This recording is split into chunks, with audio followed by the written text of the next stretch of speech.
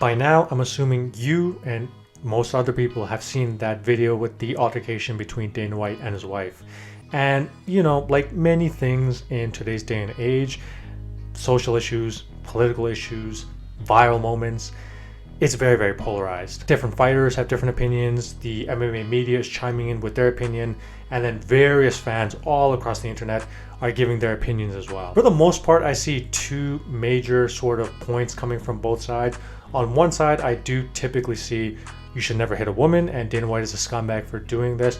And on the other side, I do see the equal rights means equal left. I do want to say this before I start. I do think that most people, for the most part, are trying to come at this in good faith and bring their logic and reasoning behind this. Of course, there's going to be some emotions as well, because this is a very controversial topic. So rightfully so, there's going to be emotions charging some of the arguments. But what I want to do is come at this from a very neutral and fair way, and a very nuanced way. I'm going to bring up points that I have not seen a lot of other people bring up regarding the situation. So let's talk about why Dana White, in my opinion, is practically invincible and will never be fired.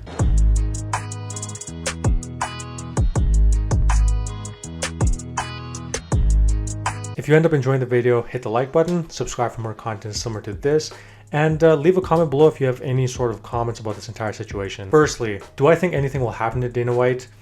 Short answer is no. If there isn't national media coverage or the nation's eyes in general being drawn towards the situation, there's really no incentive or reason for Endeavor to punish Dana White in any sort of way. I think it's pretty clear that Endeavor is just waiting for a lot of this to blow over, because they are just hoping and expecting, and will likely happen, most people are just going to forget about this in some sort of time. Dana White going on TMZ and putting out a statement before any of the media could ask him to respond, and his wife putting out a statement, and Dana, in a sense, controlling and pushing out the narrative that he wanted out, that was actually a pretty smart move by him. Now, keep in mind, if in a couple weeks or another month, a lot of eyes start being drawn to this, and you start getting national media coverage, and various entities start covering this, and the Endeavor stock price starts getting affected, and the board of directors start getting nervous, that's the type of situation where something could happen, if that happens in the future. Now, the question of whether or not Dana White will get a punishment or have any consequences towards him is different from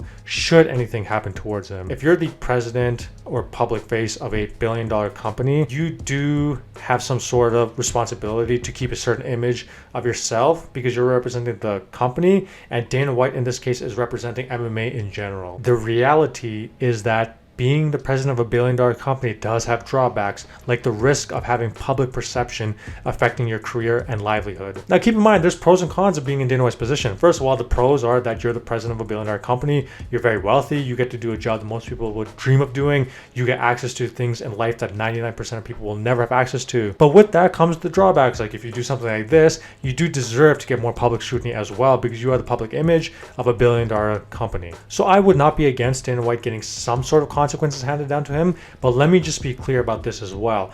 Dana White's wife should probably have consequences as well. I have no idea if she's working, I have no idea if she works a job or if she's just a housewife or what her situation is, but it should not go unsaid that she deserves some consequences as well, because let's be real, she did strike first. So while I'm recording this video, there's two other things that came out that I do want to quickly address. The first thing was from the California Legislative Women's Caucus. I think there was a letter. So when it comes to the letter, I actually don't have a problem with the letter itself, by itself, I guess, in the sense that, is it wrong to commit domestic violence against women?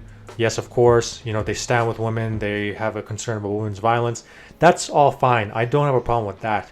Here's the issue though. If you read the letter, you'll notice that it did not mention at all about Dana White's wife striking Dana. And because of that, I'm sorry to say, I cannot take this letter seriously. I understand it's the Women's Caucus, so they're going to be more so talking about the domestic violence issue from the women's side, which again is fine.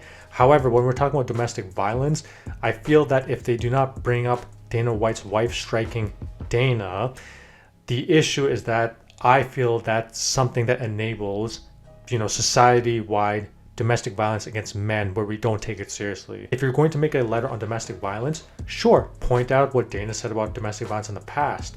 Point out how Dana struck his wife. Even say you don't believe that a man should hit a woman. Say that as well. However, if you don't bring up the fact that Dana White's wife struck him and struck him first, I cannot take this letter seriously. Now, here's a point which I have not seen other people make, and one of the reasons behind why Dana White and the other high-up executives within the UFC will not get fired. The reality is that Dana White and the other high-up executives are top-notch employees. They're indispensable and extremely useful. Great business people. It is going to be very tough for Endeavor or anybody in the future who buys out the UFC to ever fire them. So do you guys remember back in 2020, the good old days? There was a lot of reports that Endeavor was losing a lot of money because obviously all the shutdowns, they were losing a lot of money. Now, the one thing that was making the money and making them a lot of money was one of the subsidiaries, namely the UFC. And if you remember back then, Dana White and all the executives, instead of shutting down, they got together and figured out, how do we keep this train rolling? And what happened? They figured out the Apex, Fight Island, figured out how to make all the deals for that, and figured out a way to keep the business running when everybody else was shutting down in a safe way. To make the adjustments when everybody in the world was panicking and pulling back, for them to just take all the criticism head on and figure out a way to keep the show running, that's tough. That's not easy. Now think about it. You think Endeavor wants to get rid of one of the most popular faces in MMA, who's more popular than a lot of the fighters himself, who him, along with the help of the executives, pushed the UFC through 2020 and gave Endeavor a lot of money while they were burning money in other areas. You think they want to get rid of this incredibly valuable employee or set of employees? Now, if you're in Endeavor's position, what are you going to do? There's not a lot of public pressure from various outlets. There's not national media coverage on this. Your stock price is doing okay. Are you getting rid of Dana White or any of these high-level executives for something like this? I think if a lot of you are being honest and you're running these companies, I think most people, the answer would be no. That's one of the reasons I don't think Dana White will ever get fired. Short of killing someone or doing something really, really bad, which I don't think he's probably not going to do. So as long as Dana White doesn't kill anybody or does anything really crazy, he's not going to get fired. All right, so let's move on to a spicier topic. The argument of she hit him first versus you should never hit a woman back regardless. First off, Dana White's wife clearly, as far as we see in the video, if this is the only video, hit him first. We can see that clearly as day, and she is, of course, wrong for that. Secondly, Dana White hitting her back, he's also in the wrong. This isn't really necessarily about self-defense, because I don't really buy that argument, because number one, he's like double, triple her size, and obviously much, much physically stronger. His life wasn't in danger.